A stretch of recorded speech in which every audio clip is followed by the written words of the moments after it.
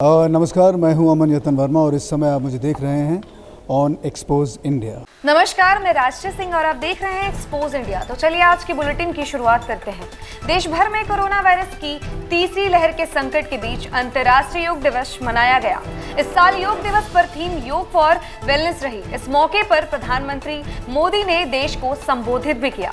मोदी ने कहा, देश को एम योगा ऐप की शक्ति मिलने जा रही है। इस ऐप में कॉमन योगा प्रोटोकॉल के आधार पर योग प्रशिक्षण की गई वीडियोस दुनिया की अलग अलग भाषाओं में उपलब्ध होगी। ये आधुनिक टेक्नोलॉजी और प्राचीन विज्ञान की फ्यूजन भी एक बेहतरीन उदाहरण है। पंजाब में अगले साल होने वाले विधानसभा चुनाव के पहले हलचल मची हुई है। कांग्रेस नेता नवजोत सिंह सिद्धू ने एक बार फिर मुख्यमंत्री अमरिंदर सिंह पर इशारों में वार किया है। अपने तीखे तेवर बरकरार रखते हुए सिद्धू ने कहा है कि जब सिस्टम ने खुद को बदलने से इनकार कर दिया तो मैंने सिस्टम को ही ठुकरा दिया। सिद्धू के स्टेटमेंट पर खलबली मची हुई है। दरअसल इस स्टेटमेंट को भाजपा से जोड़कर देखा जा रहा है।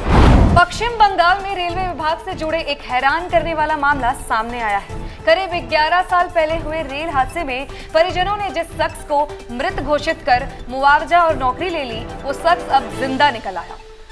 रेलवे की जांच में अब जब बात सामने आई तो सीबीआई ने उस व्यक्ति को बहन जिसे मुआवजे की नाम पर नौकरी मिली थी और उसके पिता को पूछताछ के लिए बुलाया है और मामले को गंभीर से लेकर जांच की जा रही है।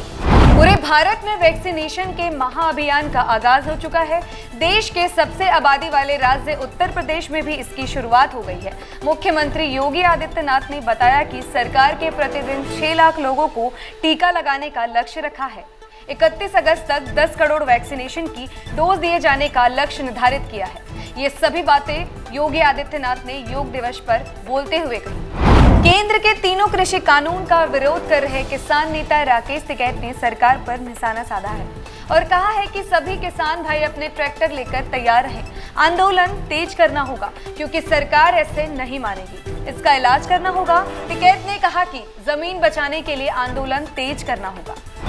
देश में अब कोरोना वायरस के मामले काफी हद तक कम हो रहे हैं। एक वक्त में जहां एक दिन में ही 4 लाख मामले आते थे, अब वो संख्या कम होकर 50,000 प्रतिदिन तक पहुंच गई है। पिछले 24 घंटे की बात करें तो देश में 93,256 नए मामले सामने आए हैं और कुल 1422 लोगों की मौत हो गई है। स्वास्थ्य मंत्रालय के मुताबिक देश में रिकवरी रेट बढ़कर 96.36% हो गया है और दैनिक पॉजिटिव रेट 3.83% हो गया है। भारत और न्यूजीलैंड के बीच चल रहे वर्ल्ड टेस्ट चैंपियनशिप के फाइनल मुकाबले में भारतीय बल्लेबाजों का कुछ खास प्रदर्शन नहीं रहा। केवी गेंदबाजों के जाल में एक कर सभी भारतीय गेंदबाज फंसते चले गए और भारत की पहली पारी 217 रनों में ही सिमट गई।